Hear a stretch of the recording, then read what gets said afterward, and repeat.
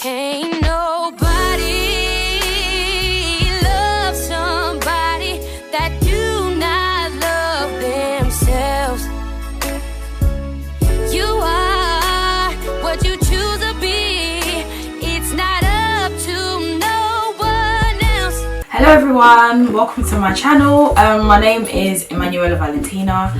Before we start anything, guys, please like this video and subscribe. Tell your friend to subscribe, tell your mom to subscribe, tell everybody to subscribe. Let's build up these subscribers. Thank you all so much for joining me. It's been a long time coming, but we're finally here. I thought I was going to kickstart it off with a Q&A. So I asked you all to ask me loads of questions a few days ago, and you guys have asked me so many questions. Y'all are nosy. But anyway, let's get that started. So first question, how old are you? Oh my god, guys. Okay, I am 23 years old. How many siblings do you have? I have 2 siblings. I have a brother and I have a sister. Where are you from in Ghana? I'm fully Ashanti, guys. Shout out to my Ashanti gang. How many languages can you speak? I can speak 2 languages fluently. So I learnt Chit first and then I learnt English. I can speak a little bit of French and I can speak a little bit of German. I learnt Chit before English, but I was actually born in the UK, but that's a story for another day. What is your favourite food? Oh, guys, I really love food. If you have me on my other social medias, you'll see that I'm always cooking. My favourite dish would have to be Chit. It's a Ghanaian food. It's like rice and peas with loads of added extras. That's my dish right there. What are your 3 favourite dishes that we should try and make during lockdown? This is interesting. During lockdown, I've been making a lot of Chinese and Thai food. I've been doing what you call fakeaways. So it's making a takeaway but at home. So I definitely tell you guys to try doing a Singapore fried rice and some Chinese chicken. I've also been trying to do some burgers, like stuff like Byron's. And I haven't tried a seafood boil yet, but it's coming up, but that would definitely be my other recommendation. First impressions, I thought you didn't like people. Ouch. Okay, so there is some truth to that. I am quite a reserved person, as in I like to keep things to myself, but I do have the ability to be very social, and those of you that know me will know that I've got great communication skills, but I will also save that for another day where I explain the reason why I am the way I am. Do you have any insecurities and how do you deal with them? I do have insecurities, guys. I'm not 100% satisfied with my body, and how do I deal with it? To be honest, I've been trying to exercise in this lockdown, and I promise before lockdown started, I had just started going to the gym, and then we got put on lockdown. I've been trying to exercise, because I haven't really been doing very well at it, but it is something that I am conscious of, and I do try to make different lifestyle choices to change that. But apart from that, I'm not really insecure about anything else. Where have you been? Oh gosh, okay, where have you been? And she's added a few extra bits as well. So where have I been? I've been here. I have moved house, so that's also going to be another video. There's going to be loads of videos, guys, but yeah, I do live on my own. New job is amazing. It's really amazing coming to a new area, doing a new job. I'm really enjoying it. I'm really settling down into my role. The process, I'm going to do a separate video on that where I fully go on about the process and moving house and all of those things there. Out of all the jobs in the world, why midwifery? Good question. It is a passion. It was a passion. It's more like a God-given vocation. I didn't wake up one morning and decide I wanted to be a midwife. It's sort of something that I felt like God was telling me to do, and He sent me a lot of signs, relating to me doing this, and so that is the reason why I'm a midwife. What's it like being a midwife? Like any job, it has its good days and it has its bad days. It's definitely rewarding, irrespective of what happens during the day. It's a very rewarding job to be a part of bringing life into the world and being a part of, you almost feel like you're a part of those people's families, because they sort of regard you as the person that brought their child to life. So it's nice. What is your favourite part about working in midwifery? Oh, my favourite part is definitely interacting with the women and obviously, delivering babies. But delivering babies is just a fraction of what we do. But it's definitely interacting with the women and being of help to people, and also working in a multidisciplinary team. When did you start singing? And when did you start singing in ministry? Okay, I started singing when I was about 7 or 8 years old in choir. I used to do musical theatre. and then I started singing in church when I was about 12, 13, and I started singing in ministry. So I started doing backing vocals and stuff for people seriously from about the age of 20, so about a few years ago. Has music always been a passion? Yes, it always has been a passion. I've always listened to music. I'm always singing. I sing all the time when I'm at home. Yeah, it's always been a passion. What happened to the single? Okay, so those of you that don't know, I had a single that was supposed to be coming out in December 2019, but due to some unforeseen circumstances, I wasn't able to release it, but it is gonna come out in December 2020, so guys, watch out for that. I'm really excited about that one. Okay, now these questions are getting interesting. Do you have a boyfriend and are you dating? No, I don't have a boyfriend, and no, I'm not dating. Y'all are nosy. So many people ask this question and so many people are interested in this, and I don't know why, but no, I'm not. Is there a guy that you like right now, and are you talking to someone right now? I know exactly you asked me this question. Is there a guy I like right now? Yes, there is. Are you talking to someone right now? Yes, I am. Let's leave it there. Why aren't you in a relationship? The main one with exclamation marks. Wow, guys. Why am I not in a relationship? Because it's not the right time for me to be in a relationship, maybe according to God's time. I'm all about working in God's timing, and so I'm not trying to rush it. There are so many things that I need to or would like to achieve and accomplish before I get into a relationship, and so yeah, that's the reason why. Wow, why are you not married? I'm not married because I don't have a boyfriend, because I'm not dating, because I'm not in a relationship. Okay, let's leave that one there too. Are you sexually active? Really? I'm not in a relationship, so next question.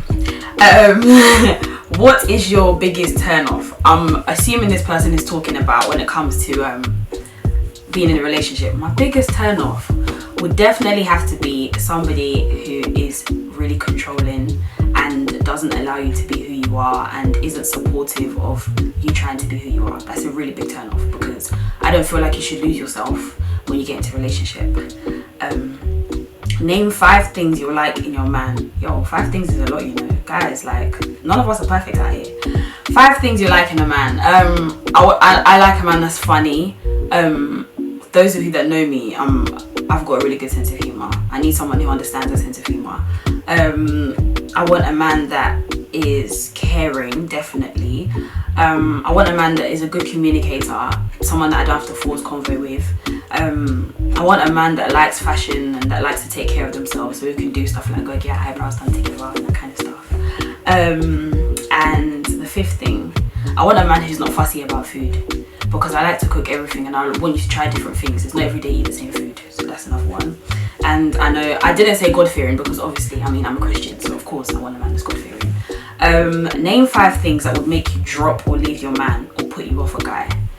I already said one. A guy that's controlling, someone who hasn't got a good sense of humour, somebody who's not ambitious and doesn't see the importance of hard work, someone who doesn't take personal hygiene seriously. I can't deal with that, like, no. And somebody who doesn't put effort into the way they look, into their outfits. That's really important to me. Presentation is everything. Name a character flaw in people that would limit your interaction with them. Oh, guys, there are a lot of character flaws that really irk me.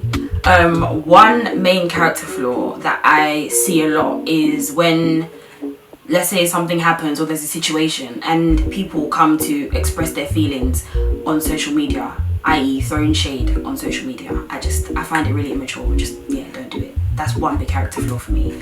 What practical steps can you take to heal from a broken heart? Ouch. Guys, this would definitely be a separate video for all my ladies out there that know how it feels to have your heart broken even though you're not in love. Yes, I said having your heart broken when you're not in love. It can happen, and I'm going to answer that one. But practical steps, just a few practical steps I'd say is understanding that you are not always the problem and not blaming yourself wholeheartedly, but also looking at what contribution you brought to it. Doing things that make you happy. So making a conscious effort to go out there and do things that make you happy. Maybe you like to cook, maybe you like to eat a certain food, maybe you like to pamper yourself, do that kind of stuff. it goes without saying, pray. Prayer is like a safe haven. Do that. And yeah, the rest I'm definitely going to do a very in-depth video about. What made you start YouTube? Oh gosh, I've wanted to start YouTube since I was about 16, but I've never had the confidence to start it because I felt like, oh, why would anybody be interested in what I have to say? But as I've gone on, I just feel like, I mean, there are so many people on YouTube. Everyone brings something different, so let me also bring what I have as well. Where are we? When did you start your relationship with God, and was it a struggle at first? Mate, relationship with God is a struggle now, and I think even people that have been Christians for years, I think even so many men and women of God will tell you that relationship with God is always a struggle because there's always tests of your faith. I started my relationship with God when I was about 16 or 17, but I was on and off with my relationship with God till I was about 21, and I still have my moments, but yeah. How do you build a relationship with God? Same way you build a relationship with humans. You talk to them, you talk to God, you spend time with God, you interact with God, you find out what God likes, what God doesn't like, and that's found in the Bible. So literally, pretend you have a manual for knowing your friends. Apply that same principle to getting to know God and building a relationship with God as well. Are you serious about your Christian life and why? I am very serious about my Christian life because I know what God has done for me in my life. I know how far God has brought me and how far He's going to continue to take me, and I know where God wants me to be, and therefore I know that without Him it's impossible for me to get there. And so that is why I'm so serious about my Christian life, and because I know that God loves me and He sent His Son to die on the cross to save my sins. How do you balance your spiritual life and work? It's really, really hard. Those of you that know what working in the NHS is like, there are some Sundays where I have to work. I work 12-hour shifts.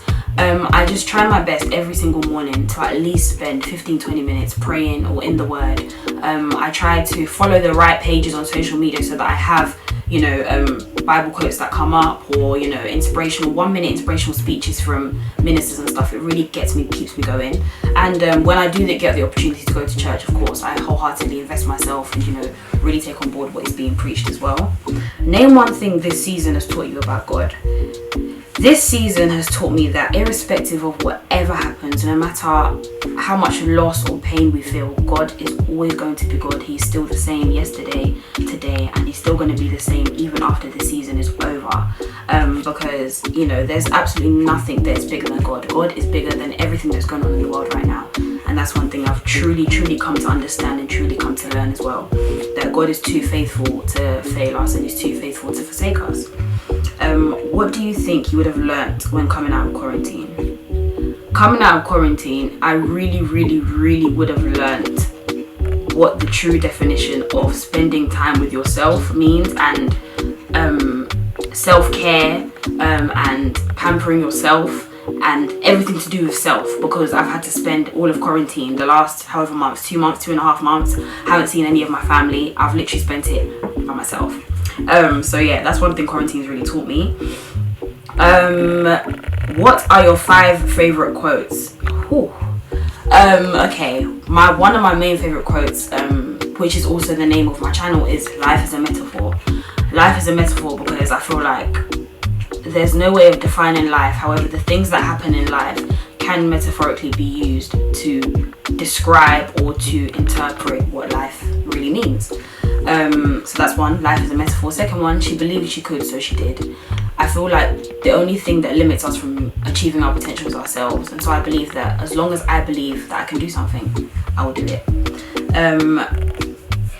You guys said 5. 5 is a lot. Let me give you 3.